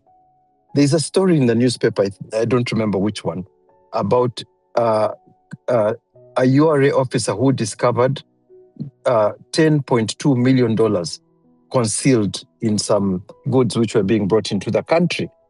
And this lady was being celebrated by the Commissioner General for her integrity and so on and so on. I don't know if you saw that, Solomon. Yes, we did. Yes, we did. And of course, people were debating it the entire day yesterday and today. Yeah. Yes, I've had some doubt being expressed and so on and so on. Okay, but the point is that is this person who was bringing that $10.2 million, would you have, yes, what were they bringing it for? Why were they bringing it in that manner? Wouldn't you be a bit apprehensive as to what the intention was? Okay, speaking as a Ugandan, someone is bringing 10.2. If it is his money, why is it coming in a case or in the manner that is reported? It's reported to have come in. And is that person going to go free because there was no protection of sovereignty law in place? The answer is no. We have anti-money laundering law, okay? We have a provision that that person will be prosecuted under already. So in that context, what would this protection of sovereignty law add? We already have the laws. It's about the will to enforce. Thank you, Solomon. All right. Thanks a lot, Councillor Phil. Project for me what the next days look like up to the 30th. If you could just maybe, tell us about the process of making this law. At what point does the public come in? Is there anything that we can do to perhaps make an amendment to it or even completely overhaul it? Will our voices be heard as the public? What does the next, couple of days look like between now and 30th that you thought that the law would be passed? Sorry. Thank you. Like the clerk to parliament advertised today, written memoranda should be sent to the committees. That's the Committee of Defense and Internal Affairs, which is leading on this bill. Written memoranda within the next 7 days. Like I said earlier, it's for us as citizens to educate ourselves. First of all, get the bill. First of all, get the bill and read it. Solomon, I don't know if it's available on your handle or there's a link to it somewhere. I am happy to put a link. I think it has just been put on the parliamentary website, so yes. I can just get that link and put it on this thread of the space. Yes, I think it is important for that bill to be there. The other element is it's important for us to understand it in our languages, okay? Because in English, we know our literacy is not very great. And people, notwithstanding that they speak English, it comes home differently when someone explains it to you in a language that you understand from your upbringing and so on. So also that understanding in what it means for us. Then also seeing, where am I impacted? Am I already an agent of a foreigner? Do I have some relative sending me money from abroad? And so on. Those are going to be important considerations in assessing how you relate to that law. Then the written memorandum must go. The committee will decide who it listens to. It will issue a schedule, invite people to meet it, and so on. The committee then has to make a report. Like I said, it's within 45 days. It has to make a report back to Parliament. Okay? The bill will then go for the second reading, at which the committee presents its report, and this is followed shortly after by a third reading, at which there is a call on what proposals from the committee to accept or reject. And then the fourth reading is when the bill is passed. Like I said, we expect it in short order, but we as citizens, let's do our job. Let's do our job. How do you say it in Luganda? Luno, luoya lwa munyindo, olwekula weka. I hope I've said that right, Solomon. You said it right. You said it right. This is our job. Nobody's coming to help. This is for us. Yeah? This is for us. We have to do it. At least let us take those steps. Then we can ask the court to help us. But we can't rush to the court and, when we've not tried to help ourselves here. This is what being a citizen of a country means. Thank you, Solomon. All right, thank you, Phil. And maybe you can talk to us through the legislative process after the submission of the memoranda, what happens, and the whole debating to the end. Phil. Okay, thank you. So After the memoranda are received, the committee must make a report. Okay, the report considers the information it received, it studies clause by clause and what the public have said about the clause, and the committee can make recommendations for amendment or for rejection of those proposals that have come from the public. Okay, now within the committee there can be disagreement, and someone can choose to write a minority report. On the Computer Misuse Amendment Act, Honorable Goretti Namuga wrote a minority report, which incidentally proved absolutely essential to the nullification of that act in the Constitutional Court. How she was treated when she tried to present it and what she said were considered by Honorable Justice Irene Mulia-Gonja, and it was critical. So there's a role for everybody to play. So now, after the committee presents its report, let's say majority and minority, it goes to the House. The House then meets in something called a report to receive the report of the committee. And I think in practice, the Speaker comes down from her chair and joins everybody else. And they go through it line by line of the report. At the end of the day, the House decides what they're adopting and what they're not adopting. Okay?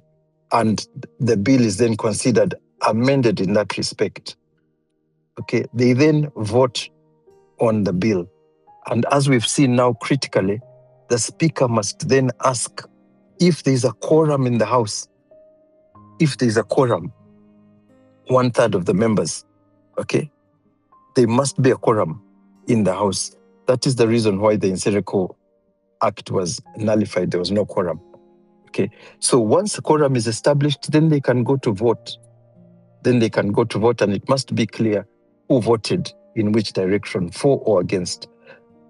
We can't have any doubt that given the majority of the ruling party in the House, that they will have their way. We've seen it before. We have no reason to doubt that that will be the pattern. Once the bill is passed in the House, they compile, let's call it the final version of what the law is like with all the amendments received.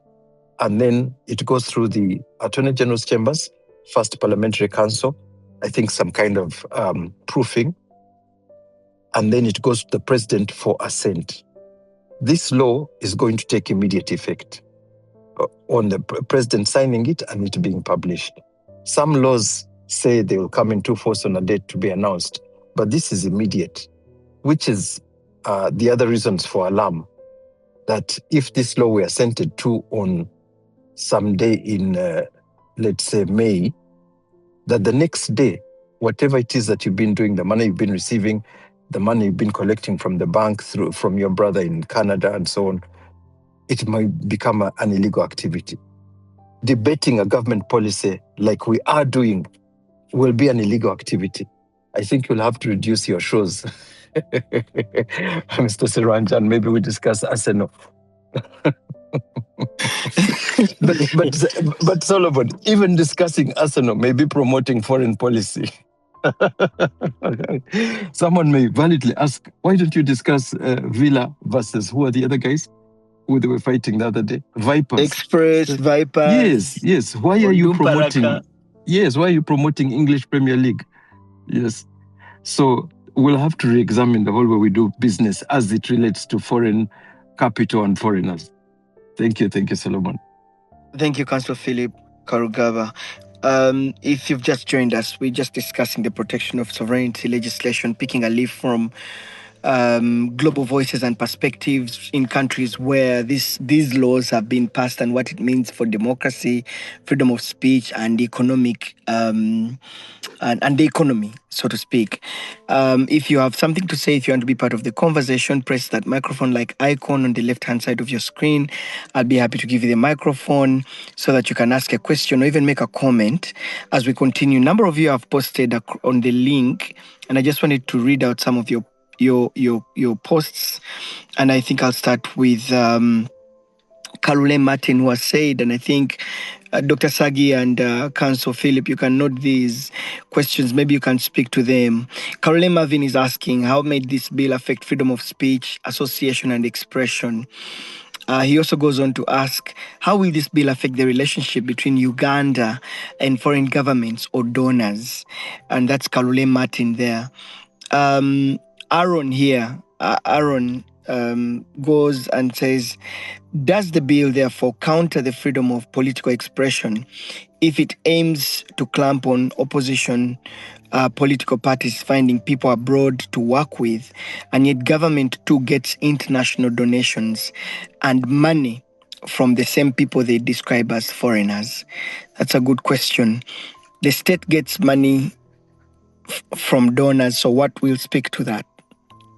I have Lennon who is saying, it's amazing how government is always shaping what we discuss. Our mouths are remotely controlled. I have Jordan here who is asking, a shield against external influence or a step towards isolation? Where should the line between national autonomy and global cooperation be drawn? This is Jordan's question. I also have Jimmy Spire Sentongo, who has just told me, Solomon, you're hosting a foreign agent. And I'm just laughing about it because for example, personally, I've been described as a foreign agent so many times. You guys have seen the papers. You've seen, that I'm a foreign agent. And so basically, some of us will have to go and register very fast as foreign agents if this law is passed in its current form. Otherwise, I might have to be taken to jail and for about 20 years and pay 20 billion shillings. Moses Walugembe is saying what this bill does is to introduce broader executive powers over citizenship, including the revocation for disloyalty or diaspora Ugandans not supporting the regime in power and yet out of their reach for their things like abductions, etc. That's Moses Walugembe there. And then of course we have Jovan here who is saying these are kicks of a dying horse. I don't have that interpretation to that. We have Jovan who is saying Uganda as a country cannot manage her own budget 100% and seeks for borrowing across foreign countries. That means itself is also a foreigner, is also an agent of a foreigner, and therefore is a threat to its own sovereignty. So far those are some of the comments that are coming in online. But if you have a comment or two, I'm happy to give you the microphone. You can press that microphone-like icon, and I'll give you an opportunity to ask a question or even give a contribution as we continue. Philip, do you want to speak to let me start with Dr. Sagi. Do you want to respond to some of the things that have been raised? Some questions or comments, and then I can go back to Philip. Yes, I can take up one or two. The question, there was a very valid point raised, which is that in many cases, when the governments pass these sort of laws, they are at the same time also the recipient of the foreign donor funding. In fact, in Georgia's case, for instance, when a donor organization, be it the European Union or the UNDP or any other, the government targeted the money that went to the civil society, whereas they were fine with receiving the money for the for the infrastructure or for instance their own trainings and things like that. So these kind of laws are inherently duplicitous. They're inherently they're not logical, because yes, they would love to receive the money, and at the same time they would love that money not to go to those who are critical of them. So that's the one point. The other point is that there was an issue about whether where is this boundary between the sovereignty and the isolation. And I think what these laws actually do is that they push the country towards the isolation, because you are effectively destroying or spoiling relations with a number of partner countries who have been assisting you, or in this case, Georgia, for decades. The European Union and the United States and these various international donor organizations, they've spent millions and even billions in Georgia from the beginning of the 90s, when we had the civil war, and then we had the economic decline, and then the corruption, a failed state.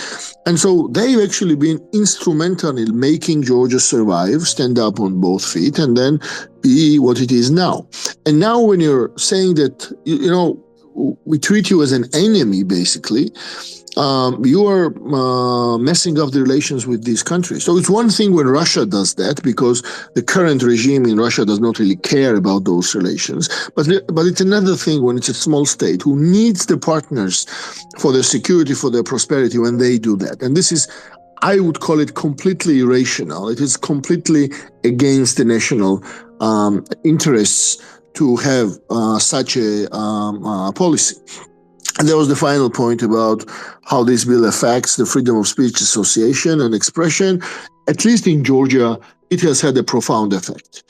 Because, what happened in Georgia is that there's sort of a chain reaction. They pass this law, people come out, people react, then they pass the laws to restrict people's ability to react and to protest, but then people react more, and then they pass more laws, and the end result is that at the end of the day it becomes absurd. You just end up in jail for simply standing on the sidewalk just because there is a law which provided for that.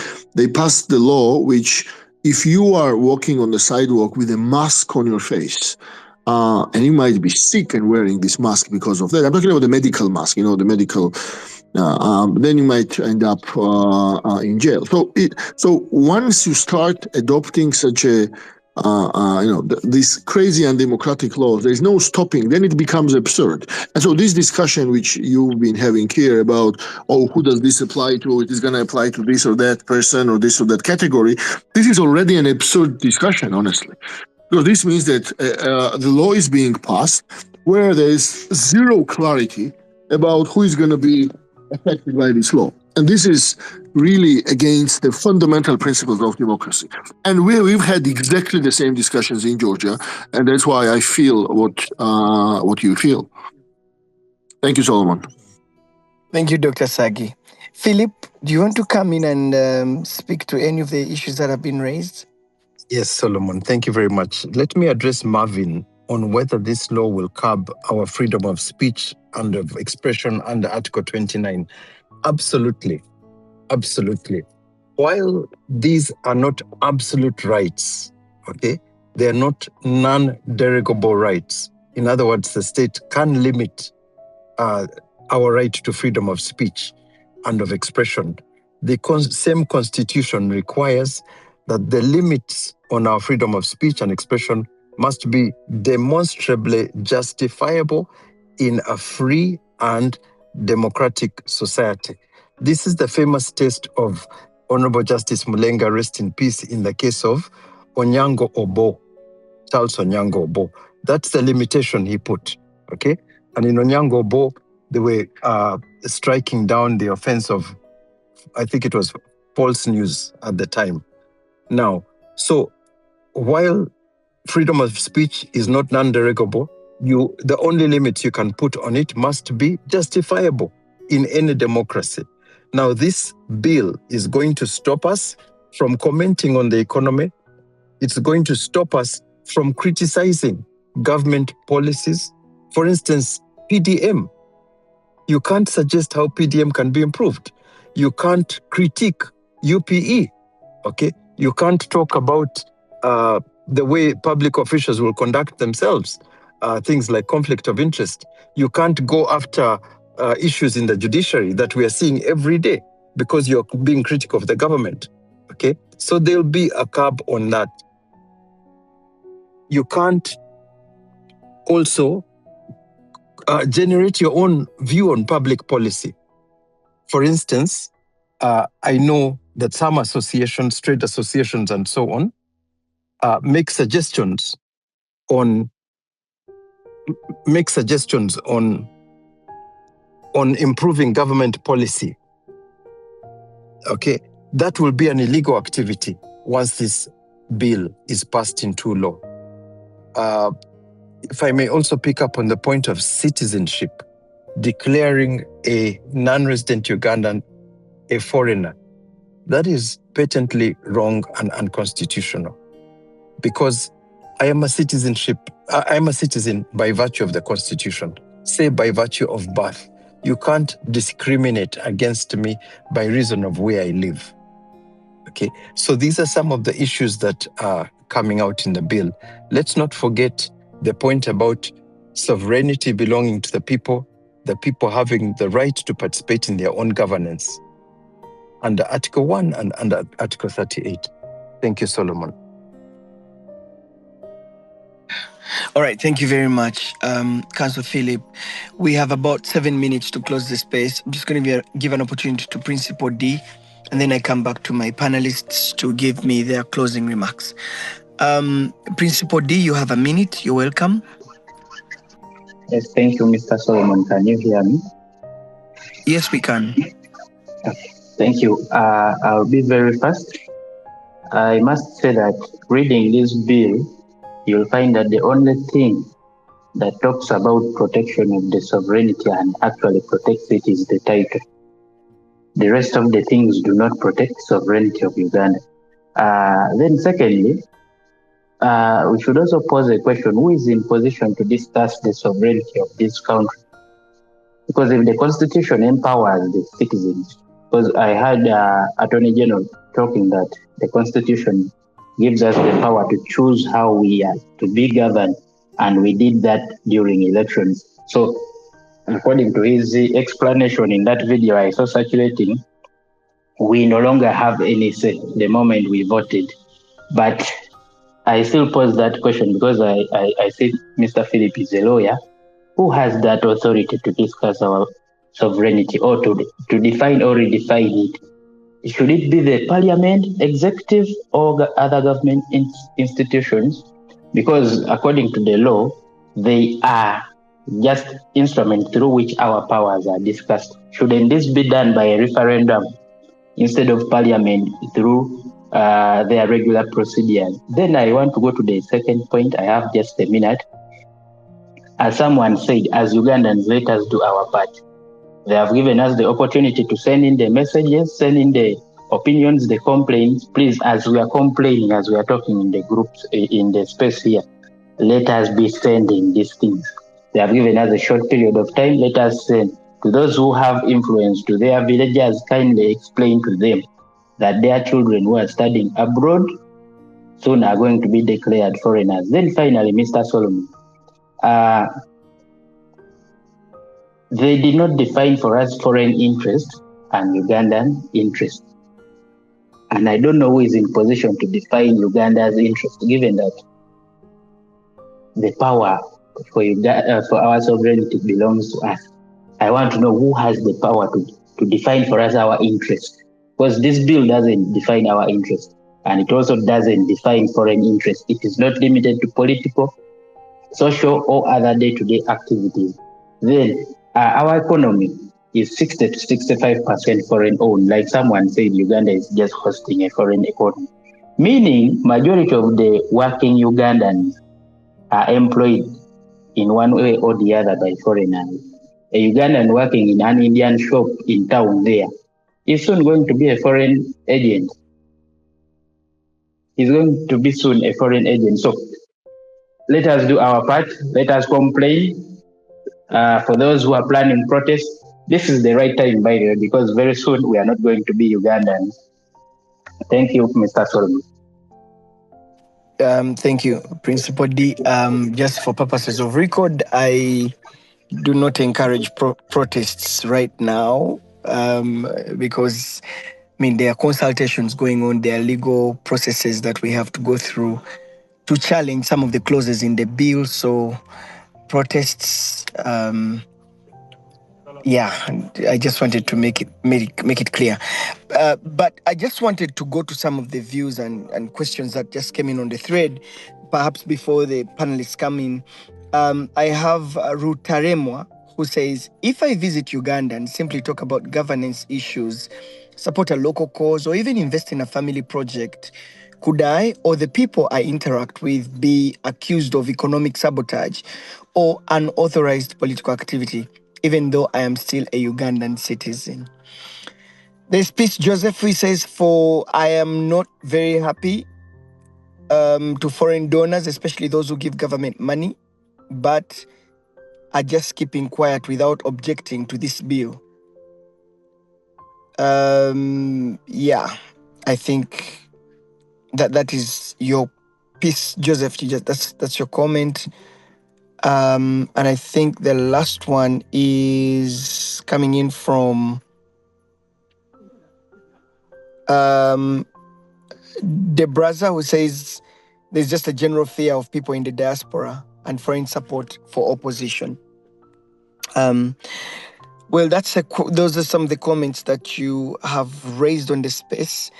Let me just go back to my panelists to make a comment on the questions that have been raised and also give their closing remarks. We have about 2 to 3 minutes to close this. I'll start with Philip. You're welcome.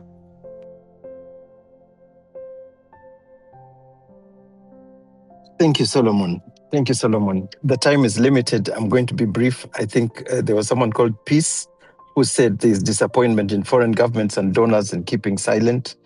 This is our war, Peace. Nobody's coming to help. This is your country, okay? You're the sovereign. We, the people, are sovereign. Let's engage. Let's exercise our civic rights as citizens. Let's go to Parliament, tell them what we think. Solomon, I thank you very much. Dr. Sagai, it's been a pleasure. I thank you very much.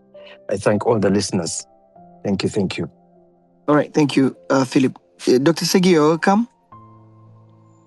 I also want to thank you for the interesting discussion. It is quite heartbreaking to see that increasingly other countries are also embracing this legislation. There hasn't been a single successful case in the world where this legislation has solved a single problem.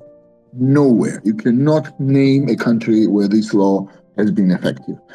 Even in those democracies where this law actually serves the purpose of identifying the foreign powers who are projecting their interests via the local agents, even there, this law has not really been successful. I mean, I would,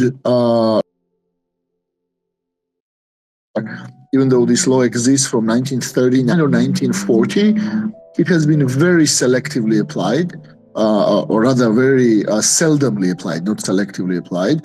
And I think in the end, even a Trump administration kind of issued local guidelines to basically not use the law. So these laws are never, ever either useful or in any way contributing to the strengthening of the security. I think this is the bottom line that we all need to keep in mind, that wherever we introduce, whatever is the name of the law, whatever is the content of the law, it is by the end of the day about the oppression of the human rights, about suppressing the freedom of expression, about silencing the opposition, free media, investigative journalism, and those who are actually caring about the state of democracy in the country. And I think that should be the starting point for any discussion, because if we all know that this is what is at stake, then obviously the counter activities to that, whether it is engagement and discussion, whether it is naming and shaming, or whether it is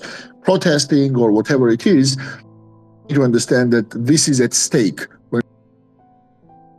We won the round one when they postponed the law for 1 year, but then we've lost the round two when they passed these laws. But by the end of the day, our battle has not been lost, because people are still protesting for the 500th day.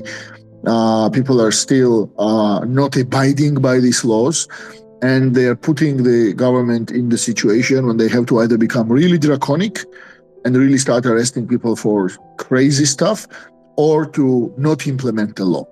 And this is not an ideal situation, but my experience shows that resistance and fighting back to the legal means, obviously, first of all, to the peaceful means, it can have fruits. And I wish you guys all the success in protecting democracy and the human rights and the well-being of your compatriots in your country. And thank you, Solomon, for inviting me to this discussion. Dr. Sagi, thank you so much for your time. I appreciate you very much for making time off your busy schedule to be part of this conversation. Council Philip, thank you very much for making time for this space. I hope that my audience has learned a thing or two. My conclusion, usually I give 1 minute to myself to give my thoughts. I think that we have an opportunity as a country. We have 7 days.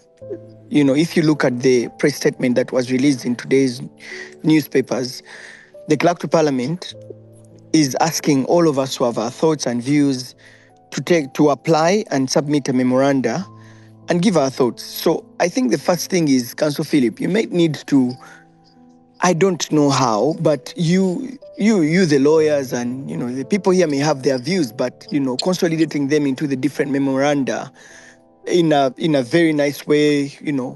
There's the officialdom of parliament. How do you even write this memoranda? People have different views. For example, this space could form could come up with a blue paper or something that can be written, or the views expressed on this space can be added into that memoranda and presented on the floor. So there's need for order. For how should people even submit their views? It's most likely that we are going to get civil society organizations, then we have the lawyers like you, then we have the economic experts. Hopefully there's ample time for them to come up with all this paperwork and submit it in time, and hopefully that they are called upon to appear before the floor, the Defense and Internal Affairs Committee of Parliament, to give their views. But we have a window of seven days for us to be able to collect our views and submit them to the clerk to parliament, and then wait for invitations to appear before the committee. Meantime, there is need for us, for example, us in the communication and media space, to keep informing Ugandans, to keep educating them about this bill, And there are some people who say, oh, it will affect you, Solomon. You already called a foreign agent. You're getting money to destabilize the state, and all these things that they have been writing about me and about so many people in this space, that we are foreign agents. The president has spoken out on this issue of foreign agents. If you remember very closely, I think it was the State of the Nation address, where he really was particular on foreign agents that are getting money to destabilize the country. So this is beyond, it's a big net. So all of us have to have our views heard. All of us have to, find a way of putting these views into writing, and perhaps our representatives appear before these committees and put a case out, and hopefully that this law will be amended or even thrown out, for lack of a better word. But for MPs that have just come out of Chankwanzi, and this law was on top of agenda in Chankwanzi. Chankwanzi is the leadership retreat that MPs had with the president, MPs in the National Resistance Movement Party and its allies. There is an appetite to pass this law. And perhaps this is why you see that, it was tabled immediately after they came back. And most likely they have until this law is going to be passed before the end of this parliament. And it will take effect, like Council has said. So these laws, if we as a country do not actively get involved in the legislative processes, then we get laws, which laws actually affect us. Today you may not be concerned, you may think it's just a law, tomorrow it may affect me today, but it will affect you tomorrow. I think it was Nicholas Opio on my show who said that the law is a double crosser. The people who draft them and even pass them, it eventually catches up with them. So for me, my take home from this space is for us as a people to let our voices be heard, our views on the bill be heard through the memoranda that will be submitted to the committee. And I hope that we can be called upon to give our views, and those views will be incorporated. It's been such a joy hosting you. Thank you so much for listening in from the time that we started. And hopefully we'll continue with these spaces. I just released the Hard Questions show today, where another prominent lawyer who has read the bill, Peter Magela, dissects it. So you can just go on my page, on my Twitter account, and I just posted the link there. You can listen to it and watch it over and over again, so that you understand it deeply, for you to shape your views on the bill. I'm Solomon Serwanja. It's been a joy hosting you, and I thought that this was an important topic for us to talk about. If you loved it, you can just leave me a thumbs up as you leave. Good night. God bless. Share my love with your family. Thank you very much. And it's been a joy. To Philip and Sagi, thank you for making time. Good night and God bless.